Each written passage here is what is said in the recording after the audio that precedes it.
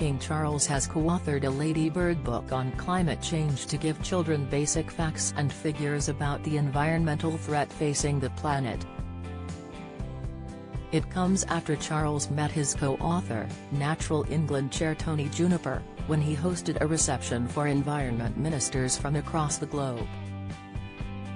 They had been attending a government conference to drive forward the goals of the UN Nature Summit, COP15. Mr. Juniper, who was joined by Environment Secretary Therese Coffey and Commonwealth Secretary-General Baroness Scotland at the Buckingham Palace event, described the King's convening power.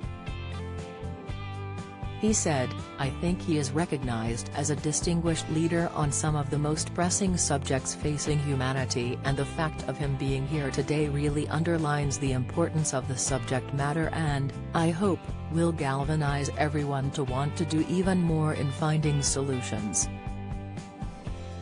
King Charles is a lifelong champion of the environment who has written a number of books on the subject. Kate's proud mama moment sparks frenzy as she lights up seeing George and Charlotte. Kate, the Princess of Wales, sparked a wave of support after resurfaced footage showed the royal caught in a proud mama moment over Prince George and Princess Charlotte. Video from Princess Eugenie's wedding shows Kate beaming as soon as she lays her eyes on her eldest son and daughter. He began the Ladybird project, a rewriting of a 2017 climate change book aimed at adults, before he became king.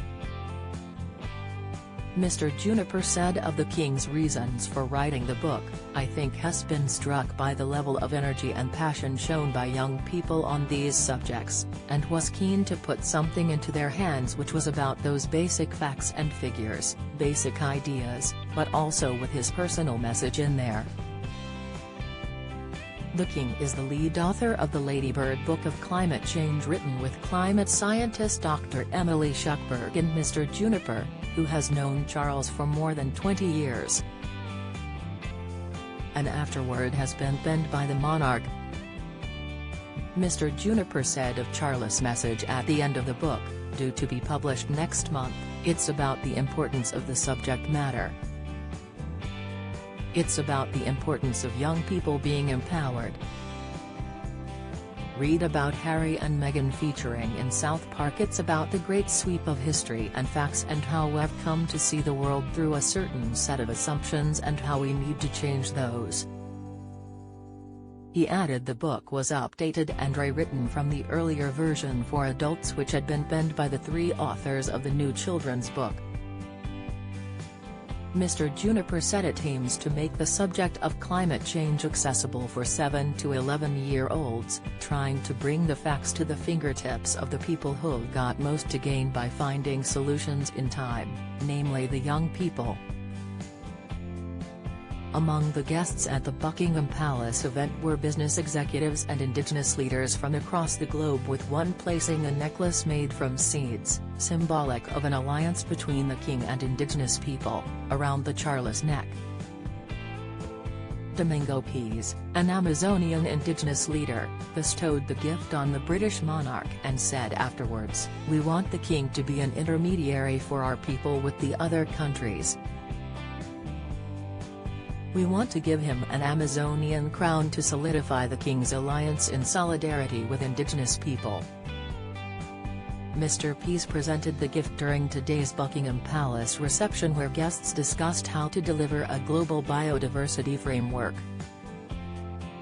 News of the book comes in a week when the General Secretary of the United Nations warned global sea levels have risen faster since 1900 and their relentless increase puts countries like Bangladesh, China, India and the Netherlands at risk.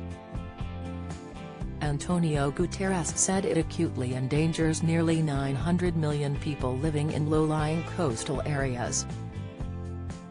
In a grim speech to the Security Council's first-ever meeting on the threat to international peace and security from rising sea levels, Mr. Guterres said sea levels will rise significantly even if global warming is miraculously limited to 1.5 degrees Celsius, 2.7 degrees Fahrenheit, the elusive international goal. He warned the Earth is more likely on a path to warming that amounts to a death sentence for countries vulnerable to that rise, including many small island nations.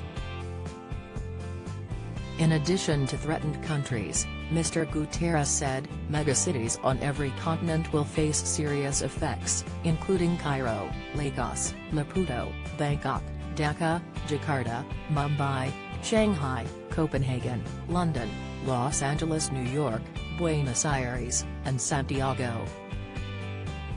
The UN chief stressed that every fraction of a degree in global warming counts, since sea level rise could double if temperatures rise by 2°C, 3.6°F, and could increase exponentially with further temperature increases. Mr. Guterres said the World Meteorological Organization had released data on Tuesday spelling out the grave danger of rising seas. He said, global average sea levels have risen faster since 1900 than over any preceding century in the last 3,000 years.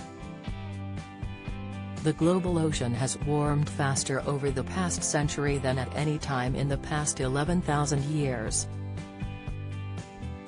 According to the data cited by Guterres, the global mean sea level will rise by about 2 to 3 meters, about 6.5 to 9.8 feet, over the next 2,000 years if warming is limited to 1.5°C.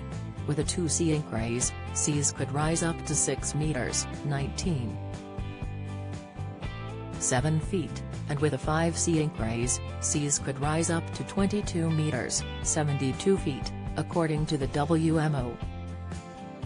Mr. Guterres said, our world is hurtling past the 1.5-degree warming limit that a livable future requires, and with present policies, is careening towards 2.8 degrees, a death sentence for vulnerable countries.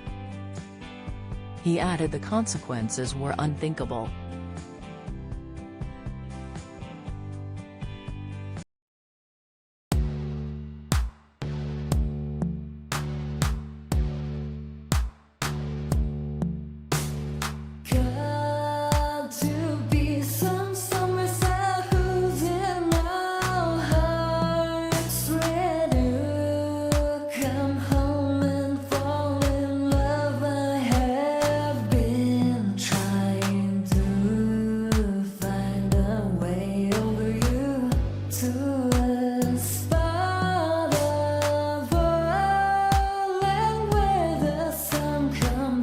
From